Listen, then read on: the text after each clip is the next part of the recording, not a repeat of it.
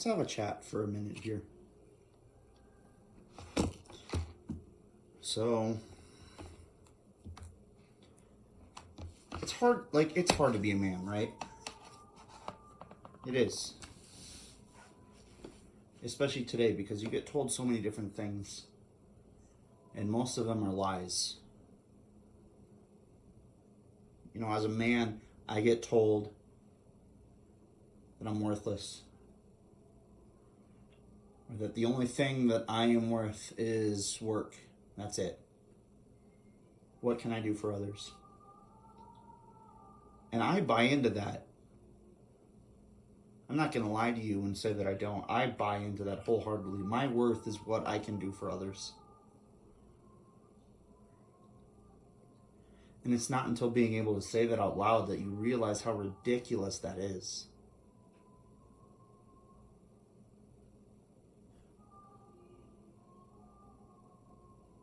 Like, I want to be a good father. But I struggle a lot. I want to be a good man, but I struggle a lot. Granted, I need to start working on being a better man than a better father, but what is society telling you a father should be? You know, look on TV. How many dads are actually there for their kids in a healthy way? The first thing that actually comes to my mind, which is probably sad, is Family Guy, where Peter is just like, just do whatever, kids, and he's an idiot.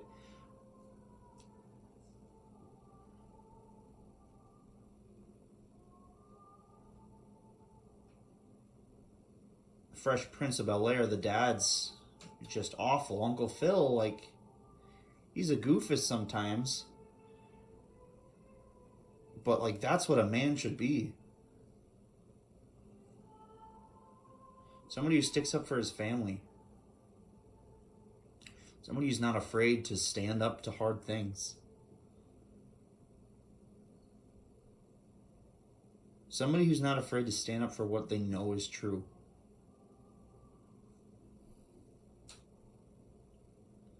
And I don't care if you like it or not, but men have to start standing up for what they believe in.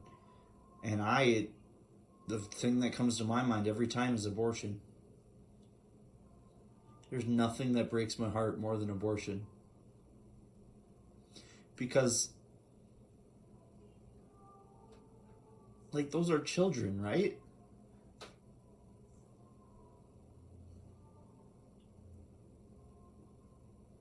As a man, I have a desire, an inherent desire to protect. To make sure that people are safe. To help the lowly. And who's lowlier than an unborn child? Who needs more protection than an unborn child? Somebody who literally cannot do anything by themselves. They can't cry. They can't tell people they're in pain.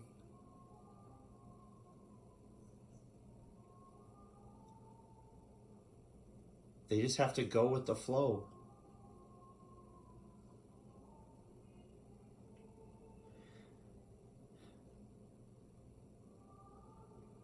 There's nothing wrong with masculinity. Masculinity doesn't mean running around and having sex with as many women as you can and showing off and having more money than the next guy and being the next cool thing and being like Sylvester Stallone or whoever else those manly men are on TV. No.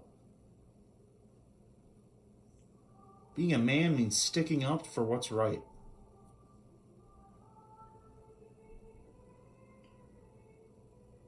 Being a man means doing stuff that is hard. You don't get what you want all the time. And that's just part of life. That's not even just part of being a man. But it's also sacrifice.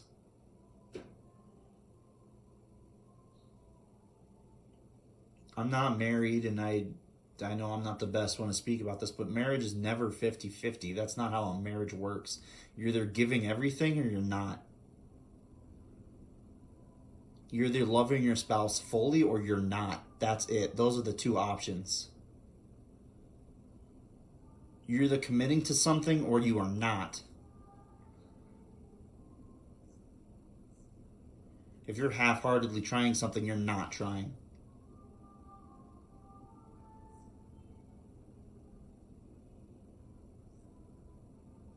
Let me say that again for you. If you are not trying at something 100%, then you're not trying. What are you doing? You're wasting your time. You're wasting other people's time. If you're going to do something, then do it. If you think something's wrong, then don't just sit there in the silence and say, oh, it'll be fine. Do something about it. Be a man. When you think about the great men in history, what are you thinking of? The little guy who just sat at home, even though something was really bothering him and he didn't do anything about it? No, you think about the people who went out and did stuff. You might not like this, but Hitler went out and he did something.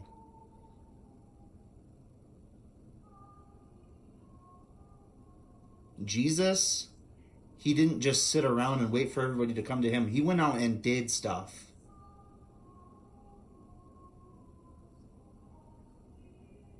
Gandhi didn't just sit in the temple or whatever Gandhi did. I don't know what Gandhi did. But these people that we think of, they don't just sit around and do nothing. Be a man. Be a man. In baseball, you don't just step up to the plate and hope that you get onto first base and hope that you get to second base and hope that you get to third base and then hope that you get to home. No, you have to work for it.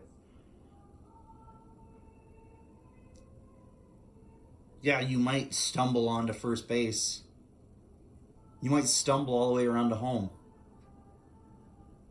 But you can't rely on that. You can't rely on just stumbling through life. You have to get out and actually do something. Yeah, there's going to be obstacles in the way. But be a man and push through it. And know when to say that you need help.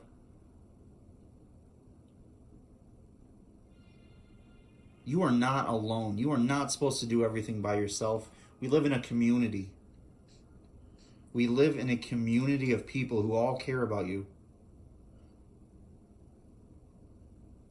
Maybe they don't always act like it. But if you ask for help, people are willing to help you.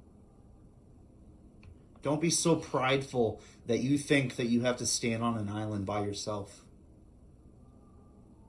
Don't be such a fool. And this is not coming to me as me talking down to you. I have been that fool. I am that fool. I try to do things by myself all the time and I fail time in and time out. Don't be like that. And don't be so ignorant just to think that you can do everything by yourself. You know better. You know that there are things that you are good at and things that you are not good at. Go do those things that you are good at. Go do those things that you know you can do. And do them with pride. I'm not saying go out and show off to everybody saying that, oh, look at this, I'm so great at this. No, I'm saying go out and do the things that you are good at and be happy about it and be happy for other people who are good at those other things that you are not. And even if you are good at that thing, thank the Lord that this other person is also good at that thing. That's what helps you grow as a human being. What's the point of sports if one team is just awful? You're just going to run over them, and that's not going to be fun. You don't go to a game hoping it's a complete blowout. You go to a game hoping that there's two sides that are close to each other, battling back and forth, watching to see which side of men or women or whatever is the strongest, which one is the best. Through adversity, through challenge, people grow. You don't work out just to hurt your arms or to make your muscles sore. That's not the point of working out. You work out to grow stronger. You don't go through life hoping everything's easy and then be surprised when something bad happens and be like, oh my goodness, how am I going to handle this?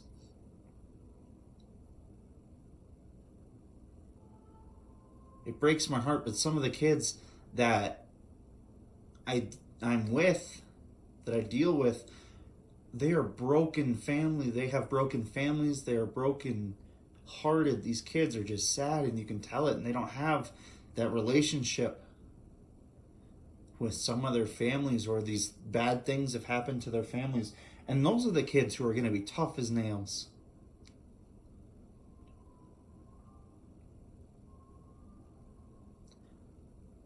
Look at St. John Paul the Great, or John Paul II. His whole family was dead by the time he was, 14 or something? He had to hide in the underground, during some thing called World War II, or was it World War One? I don't know, probably both. I think it was World War II.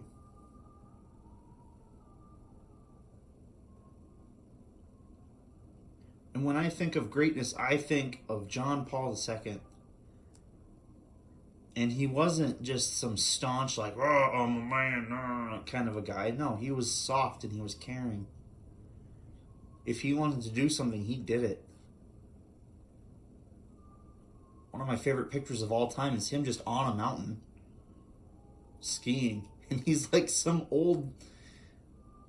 he's an old pope in that picture.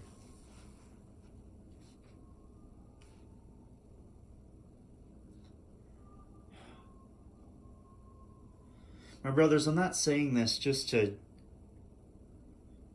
degrade you. I'm not saying this to tear you down, but I'm telling you this to help build you up, to help you know that it's okay to fail. It's okay to be weak. It's okay to be some of those things. And if you're all of them, good, you recognize it. Now work past it. You have to know where you're at before you can go any further.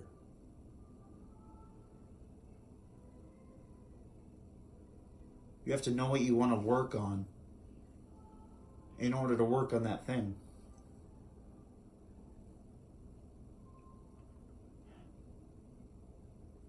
And don't be afraid of love. True, authentic love. Earnestly giving yourself to others. And I'm not just talking about lust. I'm not talking about sex. I'm talking about true love. And if you've ever known true love, you know exactly what I'm talking about. Odds are someone came straight to your mind. If you're married, hopefully your spouse.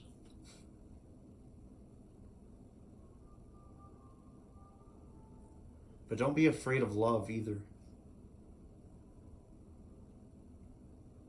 Love is it. Love is what we've got. Love is what we're here for.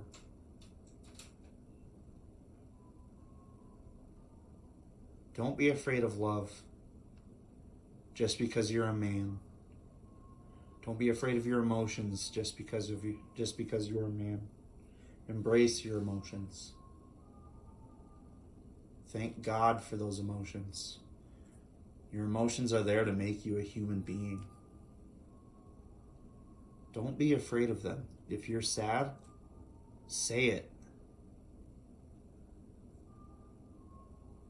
If you're vulnerable, say it. Satan wants us to all believe that, all of your emotions, if they're not happy, they're all bad. No. No, no, no. There's a reason we have emotions. Those keep us in check. Those keep us in balance. Yes, happiness is the one that we want to feel the most, but that's not realistic. If somebody just passed away, you don't want to be happy. That's not a healthy thing. That's not a normal thing. It's okay to be sad. It's okay to be angry.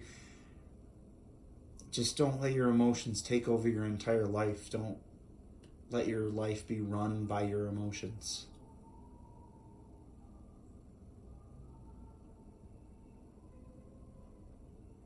You need to work on controlling those as well.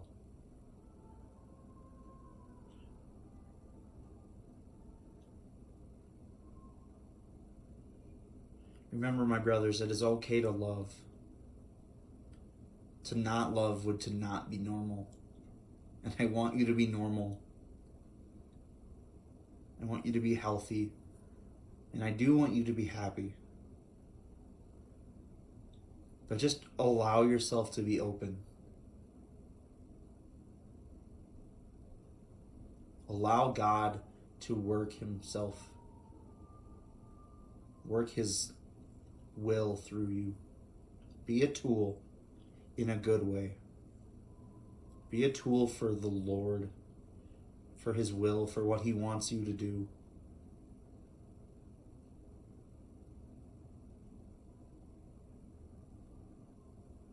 I know it's easy for us to tear each other down, but remember that we're all here for the same thing. There can be somebody that you don't like, and that's fine. That's normal. You don't have to get along with everyone.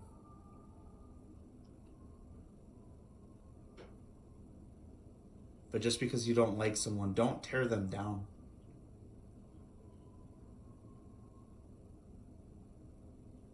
Just because you have quarrels with somebody else,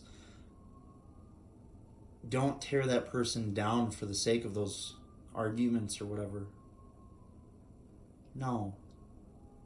Embrace the fact that they think differently than you and love that person through that.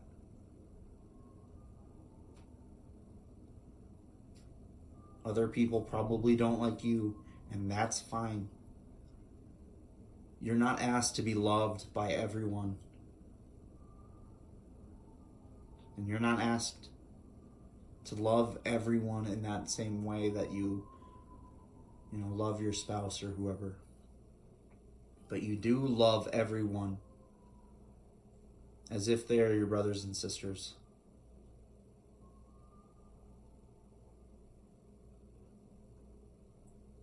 We've all argued with brothers and sisters.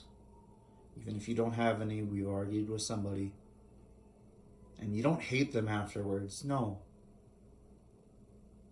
Whether you like it or not, we are one family.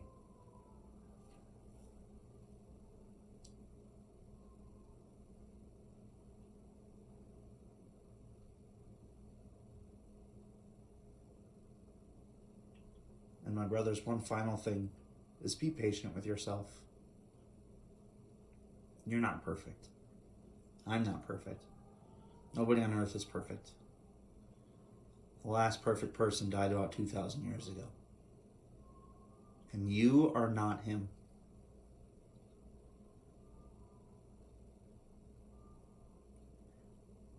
You are not him.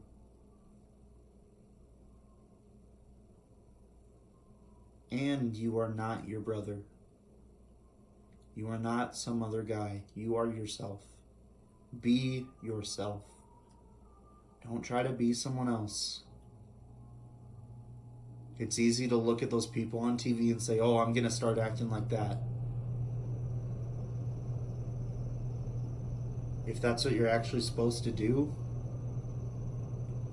if that's what God is asking you to do, then yes, do that.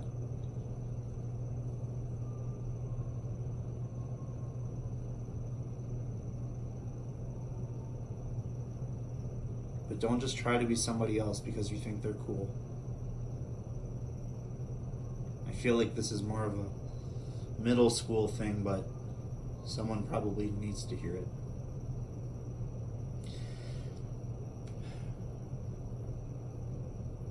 My brothers, I love you. Stay safe. And have a good one.